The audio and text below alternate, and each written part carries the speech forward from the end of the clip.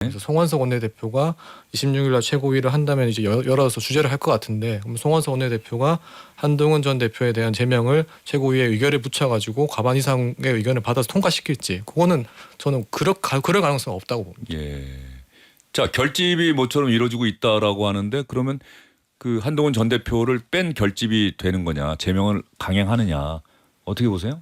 아까 방금 우리가 살펴봤던 한국갤럽 예. 그 지지율 보면 전체에서는 적절히 33이고 부적절히 34지만 국민의힘 지지층만 예. 떨어져 떼놓고 보면 한동훈 전 대표 제명 적절히 48이고 부적절히 35예요. 예. 그러니까 장동혁 대표 입장에서는 이 여론을 갖고 밀어붙일 가능성이 있다라고 보는데, 방금 말씀하셨던 것처럼 저는 박근혜 전 대통령이 방문해서 단식을 전격적으로 끝내고 다음 주에 어떻게 될지 모르지만 한동훈 전 대표의 제명 상황이 있는 것 자체가 외연 확장과는 더 멀어졌다라는 평가를 할 수밖에 없고. 그런데 과연 이재명 대통령에게 사전에 먼저 이야기를 했느냐 안 했느냐. 그런데 이 정도 사안인데 대통령한테 정무수석을 통해서 그냥 저 이런 거 합니다라고 얘기를 한다? 그건 상식적으로 이해가 잘 안 된다라고 하는 게 민주당 의원들의 생각인 것 같고. 예. 근데 정청래 대표는 그 부분에 대해서는 얘기를 안 하고 있는 거죠. 오늘 당에서 예. 다시 공지가 나왔는데요. 정청래 대표는 합당 제의와 관련하여 대통령과 전혀 논의한 바 없음을 다시 한번 밝힙니다라고 얘기했습니다. 그러니까 이 부분에 대해서는 아마 여러 보도를 통해서 정청래 대표 측 관계자 입장을 통해서 정청래 대표가 그렇게 간이 큰 사람이 아니다 얘기하지 않았겠느냐라는 얘기들이 보도들이 많이 나오면서 이게 당의 일인데 대통령까지 지금 여의도 한복판에 끌어오게 됐단 말이죠. 그러면서 아마 이거를 다시 매듭 짓고자, 정확히 하고자 대통령과는 관련 없다라는 얘기를 한 것 같습니다. 예. 실제 어제 제가 뭐 한국일보, 예. 문화일보, SBS 샷이랑 똑같았겠지만 청와대 핵심 관계자 우리가 전화하는 분들 뻔히 예. 있잖아요. 민주당 핵심 관계자들 전화했는데 결국 이제 저녁 늦게 연락이 다 왔어요. 그렇게 해서 이제 텔레그램도 오고 가고 소통도 하는데 생각보다 너무 격하게 나오는 거예요. 청와대에서. 네, 청와대 쪽 반응이. 그래서 실제로 어떤 워딩까지 나왔었냐면 자꾸 민주당에서 지금 대통령을 판다라는 워딩을 기자한테 하는 게 쉽지 않거든요. 아무리 이거를 오프 더 레코드 걸고 하거나 소통한다고 해도. 근데 어젯밤에 청와대의 반응은 되게 격앙된 상황이었다. 그러니까 지금 김정은 기자가 잘 설명해 준 것처럼 전화 받는 사람들은 정청래 대표 측 관계자들 전화 받아서 계속 기자들이 이제 그걸 단독 달아서 쓰고 나가는데, 청와대에서는 당무 개입에 대한 부담과 그 논란이 있잖아요. 그러니까 상대적으로 방어적이고 원칙적인 입장만 내보내다 보니까 마치 정청래 대표가 원하는 그림처럼 청와대한테 운을 띄운 게 조율인 것처럼, 사실상 정무수석과 대기한 게 통보가 아니라 사전에 다 논의된 것처럼 그림이 나오는 거에 대해서 처음에는 참고 기다리다가 이제 이걸 딱 정리해야겠다는 생각이 든 거죠. 예. 그러니까 저한테도 그런 워딩을 했겠죠. 청와대는 지금 어떤 반응입니까? 청와대는 사실 불쾌해하고 있습니까? 네, 약간 불쾌한 기색이 있습니다. 네. 처음에 이제 그 강유정 대변인이 처음에 기자실에 내려와서 예. 전혀 몰랐다는 식으로 브리핑을 했거든요. 예. 그러니까 이제 그 대변인은 몰랐을 수 있겠죠. 네, 그렇죠. 네, 예. 대변인은 정무수석에게 몰랐을 알렸다니까. 네. 예. 그리고 나서 이제 파문이 일어나니 이제 그 대통령실 여러 관계자들이 이제 그 파문을 조금 잠재우기 위해서 뭐 실은 연락을 받은 것은 맞다 이렇게 무마는 했는데, 그 이후에 당에서의 그 행태라고 해야 되나요? 당에서 나오는 그런 보도되는 부분들이 대통령이 마치 논의를 해서 조율을 해서 대통령이 뜻인 것처럼 그런 멘트들이 계속 나왔기 때문에 청와대가 약간 아까 김종인 기자 얘기한 대로 좀 격앙된 분위기로 좀 예. 돌아섰던 것 같습니다. 자, 그러면 당에서 공지를 거듭 날려서 청와대와 협의를 하거나 예, 그런 적은 없다. 네, 전혀 논의한 바 없다. 예, 그러면 이제 정청래 대표가 이 상황은 아까 사과할 각오로 자기가 제안한 것이고 전당원 투표를 하겠다. 죄송합니다. 이 정청래 대표가 이걸 어떻게 넘어갈 수 있을까요? 일단은 당헌 당규 절차상 당대당 통합 같은 경우, 합당 같은 경우에는 당의 토론과 투표를 거치고 중앙위도 거치고 해야 됩니다. 그런 절차들을 밟게 될 것인데, 지방선거가 이제 6월에 있으면 정청래 대표는 5월까지 공천을 마무리한다고 했고, 이 시기를 역산하면 3월 정도까지는 어쨌거나 합당이 완료가 돼야 됩니다. 이제 한 2달. 예. 그럼 이제 번갯불에 콩고 먹듯이 합당을 해야 되는데, 그 사이에 이제 많은 논쟁들이 있을 것으로 예상이 됩니다. 예. 그래도 얘기를 쭉 들어봐도 이해가 이게 풀리지 않는 게 계속 있어요. 정청래 대표가 이재명 대통령과 상의 없이 그 정당 간의 합당 제안이라고 하는 이런 것들을 전격적으로 혼자서 발표를 한다? 아무리 여당 대표라고 하더라도 그것이 여당의 이번 지방선거 승리에 도움이 된다라고 판단을 했고 다들 거기에 동의한다고 하더라도 이건 방식의 문제잖아요. 청와대와의 사전 협의와 동의 없이 이걸 혼자서 발표했다? 그러면은 이 조국 대표도 당장 이 얘기 들었을 때 물어보지 않았을까요? 대통령도 같은 생각이십니까? 라고 물어보지 않았을까요? 저도 물어볼 것 같은데요. 예. 그래서 저는 처음에 혁신당 취재를 했을 때 혁신당 쪽에서 당연히 그걸 물어봤을 예. 거 아니에요. 그래서 혁신당 쪽에서는 이게 이재명 대통령의 뜻이다라고 처음에 취재가 됐었어요. 그런데 이제 그게 청와대에서 이제 점점 바로 잡히는 상황이 되면서 아 이게 서로 커뮤니케이션에서 믿는 대로 얘기했을 수 있고 원하는 대로 얘기했을 수 있잖아요. 그런 흐름대로 갔구나라는 취재가 그때부터 조금씩 퍼즐이 맞춰지더라고요. 예. 근데 이게 이제 그 대통령이랑 얘기가 됐다라는 그 시점이 상당히 오래전으로 거슬러 올라가는데 이게 이제 2023년에 이재명 대표가 당 대표를 했던 시절이고 그리고 지금 정무수석인 홍익표 수석이 그때 원내대표 예. 또 정청래 최고위원이었을 때 그 당시에 이제 이분들이 지도부를 이루었었는데 그 당시에 모여서 합당이 불가피하고 근데 시기의 문제는 있지만 어쨌든 합당은 해야 된다. 여기에 서로 이제 공감대를 이뤘던 거는 사실이라고 합니다. 그런데 그게 지금인지 아니면 뭐 지방선거 후가 될지 여기에 대해서는 지금 논의된 바가 없는데 정청래 대표는 그때 그 당시에 대표의 생각이 확고했기 때문에 그 생각이 지금도 이어져 있을 거다라고 추측했던 것은 아닌가라는 생각이 듭니다. 자, 민주당은 결과적으로 우리가 흔히 하는 말로 탑다운이 돼버렸어요. 대표가 일방적으로 기자회견에서 제안을 하고 그래서 사람들은 알게 됐고 최고위원들은 이러려고 내가 최고위원 됐느냐 모멸감을 느낀다라고까지 하면서 반발하는 최고위원들이 있고 그런데 조국 혁신당에서 조국 대표는 이런 얘기를 내가 그 하루 전에 듣긴 들었다. 그런데 조국 혁신당은 차분하게 절차를 밟겠다는 거 아니에요. 우리는 이거 아래로부터 당원들의 의견부터 수렴하겠다. 좀 그러고 있는 것 아니겠습니까? 조국 대표 얘기 한번 들어보도록 하겠습니다. 민주당도 조국혁신당도 당의 공론화 과정을 반드시 거쳐야 합니다. 그 절차가 양당 모두 이제 시작된 것이다 라는 점 말씀드리고 싶고 조국혁신당의 정치적 DNA 즉 그 민주당과 다른 독자적 비전과 정책을 얘기해 왔지 않습니까? 그것이 조국혁신당의 DNA이고 조국의 DNA인데 그 DNA를 유지하고 보존하고 발전시키고 확대시키는 그런 방식으로 합당 문제를 판단한다. 이게 저의 일관된 입장이고 그 비전과 가치의 합이 이루어지지 못하면 합당이 안 되는 거고요. 자, 조국 대표 얘기 들어봤는데요. 조국 대표 얘기 들으면서 드는 궁금증이 있네요. 가장 그 근원적인 질문이죠. 합당되는 겁니까? 저는 조국 대표 얘기를 듣고 합당에 부정적인 것인가라는 예. 생각이 들었어요. 개인적으로는. 왜냐하면은 정책적으로 어쨌거나 독자 노선을 선택했고 뭐 토지 공개념이라든지 사회권 선진국 이런 거는 민주당의 그 주류적인 입장과는 조금 다른 입장이거든요. 예. 근데 그걸 유지하겠다고 했으니까 합당이 좀 부정적인가라고 생각했는데 조국 혁신당 내부 관계자들하고는 통화를 했을 때 거기도 지금 좀 복잡합니다. 자강파가 있고 예. 통합파가 있는데 통합파 쪽에서는 저거 당연히 한다는 얘기 아니냐. 그럼 정청래 대표가 제안했을 때 바로 거절해야지. 왜 의총하고 왜 당무위 연다 그러냐. 당연히 한다고 하니까 하는 거 아니냐라고 얘기를 하더라고요. 예. 사실은 조국 대표 입장에서는 다음 대선 뭐 이런 큰 꿈까지 있으면은 민주당이라는 정당에 들어가서 그 안에서 뭔가 좀 경쟁하고 하는 게 더 맞지 않느냐 많은 분들이 그런 생각하지 않을까요? 네, 그렇죠. 노무현 전 대통령이 얘기했던 것처럼 큰 정치인이 되려면 큰 정당에 있어야 된다라는 게 여의도 정치가의 오래된 그 경험인데요.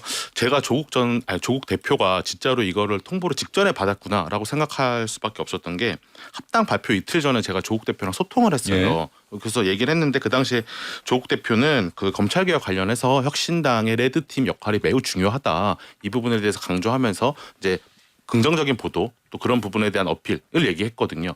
그러니까 그때 합당을 할 거였으면 이런 얘기를 하지 않았었겠죠. 그런 논의가 있었다라고 하면. 그래서 그렇게 재밌던 부분이 있었고 저는 지금 형식적으로나 소통 그 절차적인 얘기를 두고 많은 삐걱삐걱이 있지만 지금 당장은 이게 다들 너무 카오스 같고 당황스러워서 그렇지만 단 한 번도 합당이 전격적이지 않았던 적이 있었나? 라고 생각해 보면 다들 기억하시겠지만 예전에 김한길 안철수 새정치민주연합 합당했을 때 그 충격과 당혹스러움은 저는 지금보다 훨씬 더 컸다라고 생각해요. 네. 합당이라는 과정은 당연히 전격적이고 이게 뺄셈 정치가 아니라 플러스 그러니까 덧셈 정치가 되고 특히 그 앞에 선거를 앞두고 있다라고 하면 지금의 이런 부분들 절차적인 부분들은 다들 정청래 대표랑 조국 대표가 다 하나씩 해결해 나가면은 저는 큰 틀 안에서는 해결될 수 있다라고 보고 또 방금 앵커 질문하신 것처럼 조국 대표가 정말로 합당을 할 의지가 있냐라고 하면 당연히 이제 줄다리기 싸움 시작해야죠. 예. 제일 중요한 게 합당해서 지분을 어떻게 할 거냐는 건데 어디에 당장 조국 대표가 지금 당장 서울시장 부산시장 얘기 나오는데 우리 당에서 혁신당에서 얼마나 많이 양보받을 수 있는가에 대한 얘기를 하려면 당연히 벼랑끝 줄다리기를 할 거라고 생각합니다. 예. 정청래 대표가 합당을 제안했고 이것이 지방선거 승리를 위해서 꼭 필요하다라고 하는 명분을 내세운 거예요. 뭐 지방선거 승리라고 하는 명분에는 다들 동의를 하겠습니다만 결과적으로 또 지방선거 승리라고 하는 그 명분이 정청래 대표의 연임을 위한 포석 아니냐 뭐 이런 의문을 또 낳고 있는 것이고 그러다 보니까 당내에서는 이런저런 논란과 갈등이 또 생기고 있는 것이고 뭐 정청래 대표가 어떤 생각에서 이걸 전격적으로 제안했는지 모르겠습니다만 앞으로 조국혁신당과의 합당 이 문제는 각각 내부의 논의 과정 특히 당원들의 의사가 상당히 중요해 보입니다. 당원들이 뭐 다수가 찬성한다고 한다면 가는 거겠죠. 뭐. 예. 그리고 정청래 대표도 재신임 받는 것이고 그렇게 되면은 예. 알겠습니다. 민주당 상황 저희가 설명을 해드렸고요. 홍익표 신임 청와대 정무수석 장동혁 국민의힘 대표 단식 농성장을 찾아가지 않아서 그저께인가요? 민주당 지도부만 국회 가서 예방하고 그냥 돌아가서 너무한 거 아니냐 국민의힘에서 그랬는데 또 홍익표 수석 청와대에서 나온 얘기는 아니 어제 오후에 가기로 얘기가 다 되고 했었는데 그 전에 갑자기 단식을 풀어버려서 못 간 거다 지금 이렇게 이야기하고 있는 거죠? 네, 뭐 내부 회의도 많았고 또 뭐 첫날에는 여당 만나고 그 다음 날에 그 야당 만나기로 시간까지 다 조율이 되어 있었는데 박근혜 전 대통령 오고 갑자기 단식을 푸는 바람에 이렇게 되었다라고 오전에 설명합니다. 가기로 했다가 네. 그때 이제 네. 국민의힘에서 당 사정 때문에 좀 일정을 다시 조율했나 봐요. 네. 오후로. 근데 네. 이제 그 사이에 단식이 풀리면서 그 단식 장에는 가지 못하게 됐죠. 근데 뭐 민주당 지도부 예방하러 국회에 온 김에 그 어려운 일도 아닌데 사실은 그죠? 이거는 뭐 그 진짜 이 프로토콜이 얼마나 중요하고 막 그게 있는지 모르지만 그러니까 청와대에서 야당 대표가 단식 투쟁하는 그 자리를 이게 가는 거에 대한 뭐 이게 부담이 있었는지 뭐 어떤 건지는 잘 모르겠어요. 일단 보기에는 국민의힘 쪽에서 보기에는 좀 서운해할 만한 사안이잖아요. 바로 그 10m, 20m만 오면은 바로 거기서 로텐도홀에서 농성하고 있는 건데. 그렇죠. 야속파들이죠. 그래서 예. 이석영 국민통합위원장이 찾아갔을 때 당연히 찾아가야 된다라고 얘기했었잖아요. 예. 예. 그러니까 이석영 국민통합위원장은 뭐 거침이 없어요 보면. 예. 자 홍익표 정무수석의 얘기 한번 들어보겠습니다. 당연히 장동혁 국민의힘 대표 병문안 가겠다. 장동혁 대표께서 오늘 병원으로 이송됐는데 빨리 쾌유되셨으면 하고요. 병원 측과 상의하고 또 제가 송원석 대표님과 상의하면서 대통령께서도 빠른 시일 내에 병원에 한번 방문할 것을 저한테 말씀을 하셨습니다. 그래서 그 일정에 대해서는 이 국민의힘 지도부와 상의해서 빠른 시일 내에 병문안을 갈 예정입니다. 자, 빠른 시일 내에 병문안 갈 예정입니다. 손영환 기자, 네. 장동혁 대표는 뭐 잘 이렇게 회복하고 있다고 합니까 지금? 흉통이 조금 있어서 네. 그리고 워낙 생짜 단식이라고 말을 하잖아요. 단식 기간 그야말로 물과 소금만 먹었다. 소금도 잘 못 드셨다고 소금도 거의 못 먹었다고 해요. 예. 처음에 복용할 때 뭔가 역효과가 좀 있어가지고 단식 후반부로 갔을 때는 물로만 생활을 했다고 하는데 예. 약간 휴유증이 제법 있고 단식 후반부에는 의식마저도 조금 왔다 갔다 하는 부분이 있어서 제법 휴유증이 있을 것 같다. 그리고 예. 오늘 상황은 흉통이 제법 있다. 뭐 이 정도만 들었습니다. 단식을 꽤 할 줄 알았는데 그 뭔가 민주당 쪽에서 좀 얻어내고 합의를 보고 이렇게 할 줄 알았는데 뭐 어제 박근혜 전 대통령 왔다 가고 전격적으로 단식 중단을 선언했어요. 더 큰 투쟁을 하겠다라고 하는데 당내 평가는 어떻습니까? 당내 평가는 말씀드렸듯이 이제 장동혁 대표가 단식에 들어간 명분이 이제 쌍특검법과 관련된 민주당과의 협상에서 받아내는 것이었는데 사실상 그게 답보 상태였잖아요. 그럼에도 불구하고 이제 단식의 명분을 찾기 위해서는 출구 전략을 잘 세워야 될 뿐만 아니라 잘 세워야 되는데 여하간 박근혜 전 대통령이 와가지고 사실상 범보수 진영을 일종의 규합시키는 역할을 했었잖아요. 그래서 일각에서는 장 대표가 지난해 8월에 취임했는데 지난해 장 대표 체제가 돌입한 이후에 가장 보수가 좀 단단하게 뭉쳐진 효과가 있다 이렇게 평가하는 것 같습니다. 예. 박근혜 전 대통령 탄핵 당했던 대통령이고 그 다음에 또 탄핵당한 대통령 윤석열 전 대통령과의 절연 문제는 뭐 여전히 애매모호하고 이미 사과했다. 당을 떠나신 분이다. 이 정도 선에서 더 이상 언급을 하지 않고 뭐 그러다 보니까 이게 그 통합이라고 단단해졌다라고 하는 그 평가가 그러니까 미래지향적인 어떤 통합이나 결집 이런 거라기보다는 좀 과거 회귀형 결집 아니냐. 탄핵당한 대통령이 와서 위로하니까 풀고 또 그다음에 탄핵당한 대통령과의 관계는 어떻게 정확하게 풀지 못한 상황에서 이렇게 좀 뭔가 결집만 해서 과연 뭘 얻어낼 수 있느냐. 이게 오늘 한국갤럽 정기 여론조사 결과 나왔는데 이런 상황에서 그 장동혁 대표가 열심히 단식 투쟁하고 그 내부의 결집은 이루어졌다는 평가는 있습니다만 오히려 국민의힘 지지도는 2%포인트 떨어지고 민주당은 2%포인트 올라가고 그래서 43대 22가 되고 이재명 대통령이 잘한다는 의견도 3%포인트 올라서 다시 61%를 기록했고 한동훈 전 대표 제명 부적절히 34, 적절히 33. 어제 MBS하고 약간의 차이는 있습니다만 오차 범위 아니긴 합니다만 어제는 적절히 더 많았던 것 같아요. 38대 아마 30 얼마였죠? 그랬는데 부적절히 34, 적절히 33. 오차 범위 안에 있어요. 이 한동훈 전 대표 제명 문제를 이게 결과적으로 단식을 마친 장동혁 대표의 첫 과제가 결국은 이 문제를 어떻게 할 것이냐 이거 아닐까요?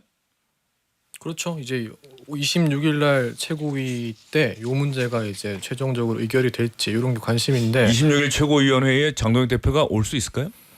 뭐 가능성은 있죠. 예를 들어서 뭐 병원으로 최고위원회를 소집해서 본인이 직접 최고위원회를 주재하겠다라고 하면 거기서 의견이 날 수도 있죠. 예. 근데 지금 아마 장 대표는 단식을 했던 기간보다 회복하는 기간이 더 길어야 될 것 같아요. 원래 곱하기 2라 그러죠. 네, 그래서 상식선에서는 26일 날 최고위를 장 대표가 주재하기는 쉽지는 않고 제가 당원 당규를 찾아보니까 대표가 부재했을 시에 최고위원회를 열 수 있는 주체는 이제 원내대표더라고요. 그래서 송원석 원내대표가 26일 날 최고위를 한다면 이제 열어서 주재를 할 것 같은데 그럼 송원석 원내대표가 한동훈 전 대표에 대한 제명을 최고위에 의결에 붙여가지고 과반 이상의 의견을 받아서 통과시킬지 그거는 저는 그럴 가능성은 없다고 봅니다. 예.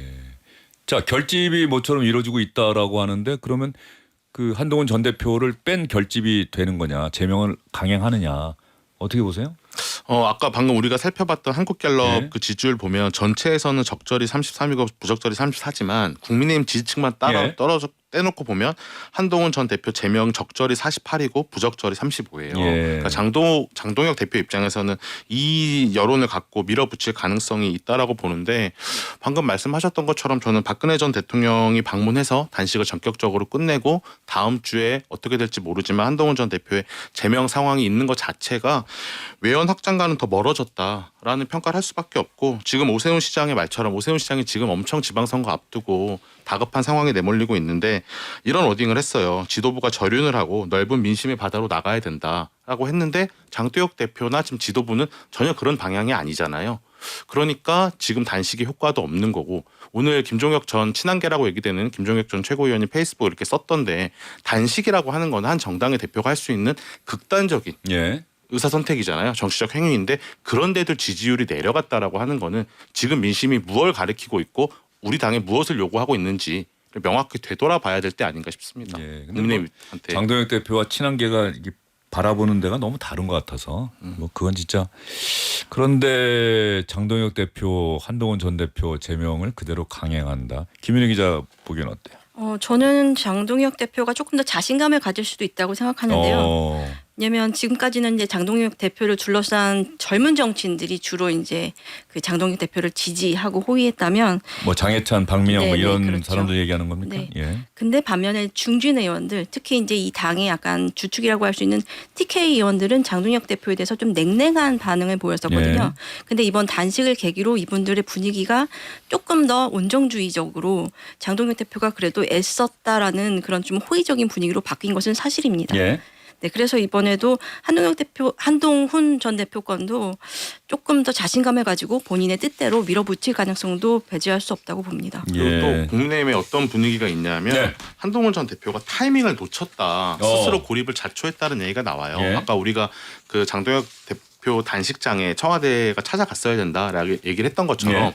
장동혁 대표도 그런 메시지라 그러니까 찾아가지 못하더라도 최소한 메시지는 냈어야 되는 거 아니냐 이런 비판의 여론이 상당히 있거든요. 자, 한동훈 전 대표가 그동안 조용하다가 오늘 이 장동혁 대표가 단식을 중단하니까 오늘 또 글을 올렸더라고요.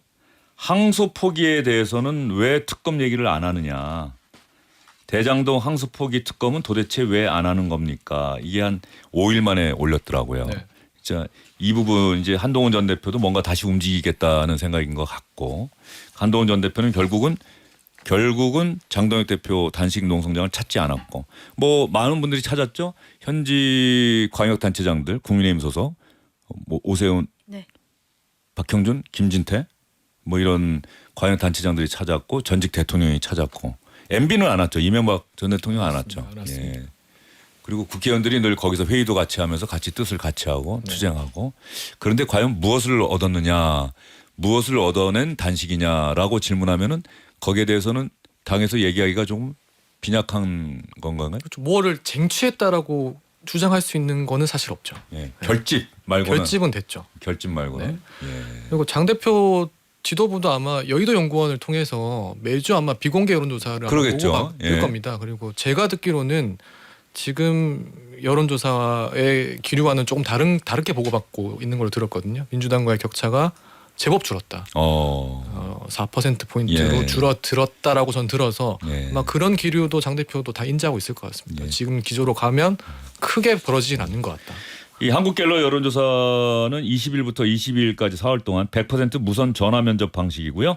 한국갤럽 홈페이지 중앙선거여론조사심의위원회 홈페이지 보시면 되는데, 뭐 실제로 이 면접원이 직접 전화해서 대화하면서 물어볼 때는 야당의 지지도가 상대적으로 좀 덜 나온다는 게 있죠. ARS 자동응답 기계가 물어보면 오히려 야당 응답은 이 사람이 물어보는 데보다는 조금 더 많이 나온다. 근데 리얼미터 여론조사 결과가 어떤 면에서 그러면 국민의힘이 더 신뢰하는 여론조사 결과일 텐데, 뭐 리얼미터 여론조사도 그렇게 크게 그 갤럽과 큰 차이는 없잖아요. 네네. 예. 그 여의도 연구원 조사는 상당히 붙었다 이렇게 지금 나오고 있다. 그렇게 전 들었습니다. 예. 크게 격차가 벌어지는 것 같지는 않다. 예. 예, 붙었다 떨어졌다의 기류는 있는데 많이 격차가 줄어들었다 이렇게 보는 것 같습니다. 이게 여의도 연구원은 국민의힘 소속이어서 아마 그렇게. 그렇죠. 뭐 예. 질문을 어떻게 하는 것도 저희는 알려지진 그렇죠. 않았으니까. 그렇죠. 예. 이 질문이 상당히 중요한 부분인데 말이죠. 알겠습니다. 오늘도 상당히 현안들이 많아서 시간이 금방 갔습니다. 네 분 다 수고 많으셨어요. 잘 들었습니다. 감사합니다. 자, 조영진의 뉴스 읽기요. 이번 주는 여기까지입니다. 다음 주에 다시 찾아뵙겠습니다. 고맙습니다.